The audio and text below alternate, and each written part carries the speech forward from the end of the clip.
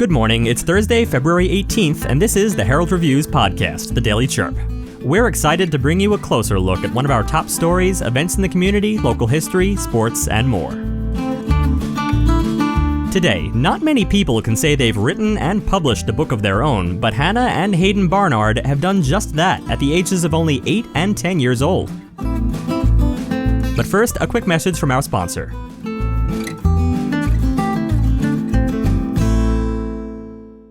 Hi everyone, I'm Sean Lawley from the Lawley Automotive Group, and we've stocked up on inventory at all of our dealerships. If you've been thinking about a new car, we've got the deal for you on a new Buick, GMC, Chevrolet, Ford, Kia, Hyundai, Honda, Nissan, Chrysler, Dodge, Jeep, and Ram. You don't have to go to Tucson or Phoenix to buy a new vehicle. We're your hometown dealer since 1995. We'll beat the big city dealers in price, and our customer service is small town dealer friendly. Come into any one of the Lawley dealerships today or shop lawleycars.com and see why nobody beats a Lawley deal. Nobody.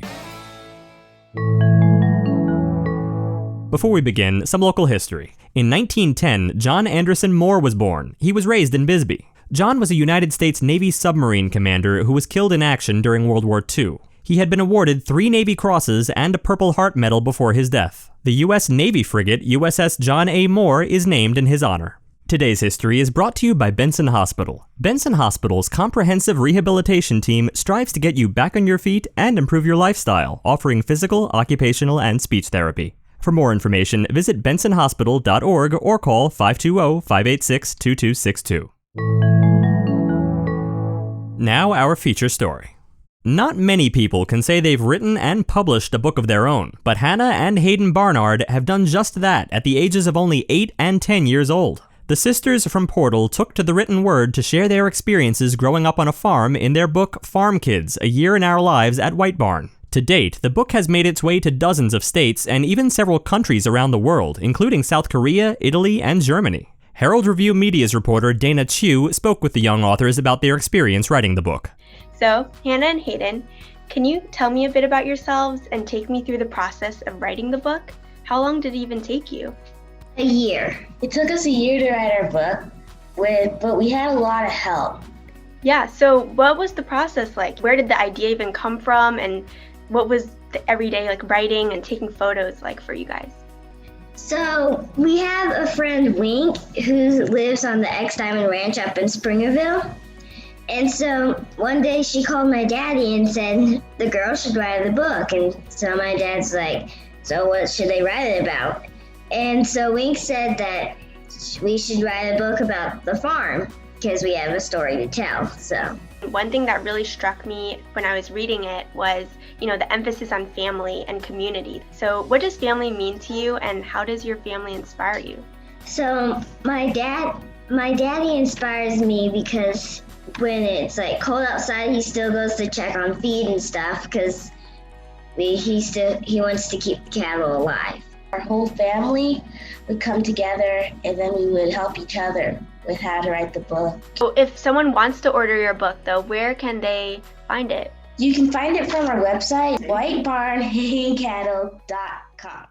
The book takes readers through several day-to-day duties on the White Barn family farm, including baling hay, branding calves, and driving a tractor. The book also includes a handwritten glossary, handily defining agriculture terms like windrow, a row of cut hay, and flank, picking up a calf to lay it down, for those less initiated in the agriculture industry. Farm Kids has even earned praise from former U.S. Secretary of Agriculture Sonny Perdue. The book is also making waves locally, courtesy of the Cochise County Library District Eat Local project, which has acquired several copies of the book for county libraries. Eat Local's mission is to expose people of all ages to the advantages of eating local food. You can get your own signed copy of Farm Kids, A Year in Our Lives at White Barn at whitebarnhayandcattle.com. You can also find copies to check out from the Cochise County Portal, Elfrida, and Sunsites libraries. Thanks for listening. Before we continue, a quick message from our sponsors, Prestige Family Living. At Prestige Assisted Living at Sierra Vista, we aim to provide our residents ways to stay active and engaged through our Ageless Grace fitness and wellness programming. Join us every Friday at 10:30 a.m. for free online Ageless Grace classes. Visit notyourgrandmasnursing.com to sign up today. Next, we'd like to highlight local florist Ella Dela Cruz, who, since the onset of COVID-19, has been providing phone, video chat, and in-person consultations for her clients at Frida's Studio Florist. Brought to you by Apex Network Physical Therapy. Voted Best of Cochise County 2020, Apex Network provides exceptional care to the Sierra Vista and Benson communities. Choose Apex Network for all of your physical therapy needs. To learn more, go to apexnetworkpt.com. Inspired to innovate her home business with the onset of the COVID-19 pandemic, florist Etta Dela Cruz provides phone, video chat, and limited in-person consultations for her clients at Frida's Studio Florist. Dela Cruz opened Frida's Studio Florist in June of last year and says that she runs the business primarily from her home studio in addition to managing her storefront location. Since moving to Sierra Vista 20 years ago, she has attained her MBA from Western International University on Fort Huachuca and also a master's degree in exercise science from Concordia University. Dela Cruz first got involved with the floral industry as the manager of Sierra Vista Flowers alongside owner William Billy Power 3 years ago, and noted how Power always supported her to open her own business. From there, Dela Cruz started Frida's Studio Florist, building the foundation of her business around working from home so that she could take care of her children.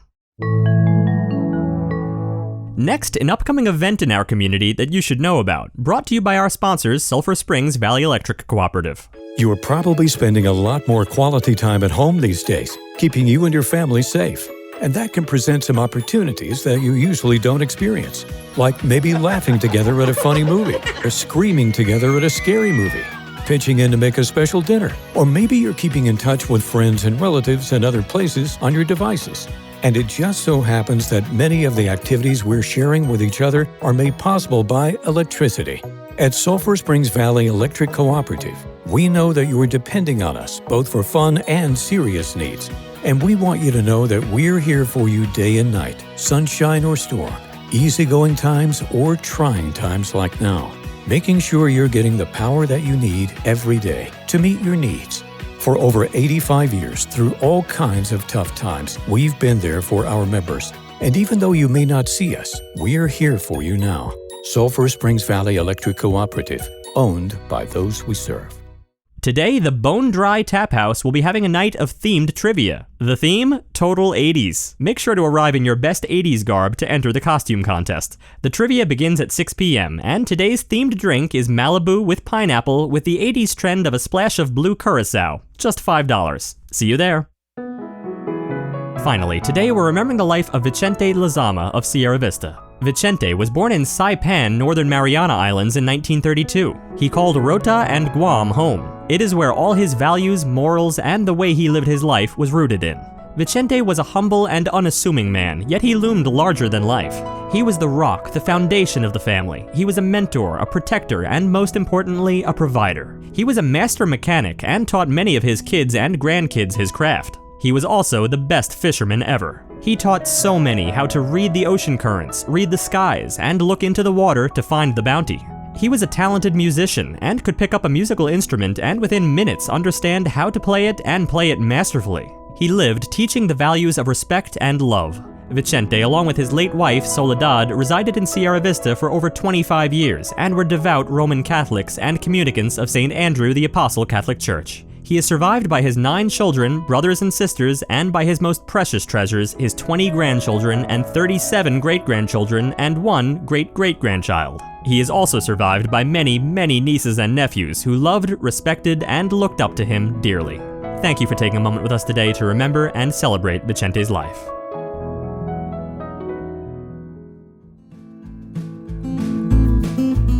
Thanks for tuning in to the Herald Review podcast today. Join us again on Friday. And remember, the Herald Review is here for you with local news you can trust. For more information on any of the stories you heard about today, visit us at myheraldreview.com. Right now, you can become a member starting at just $1.99 per week. Want to stay up to date on what's going on? Join Neighbor, your trusted neighborhood community. We asked, you answered. What is your motive for joining this forum? Neighbor Wayne said, I like the fact it's monitored and has real journalism input. The primary reason is that respectful communication is mandatory and we have it. It's hometown content. Join the conversation. Visit nabur.myheraldreview.com.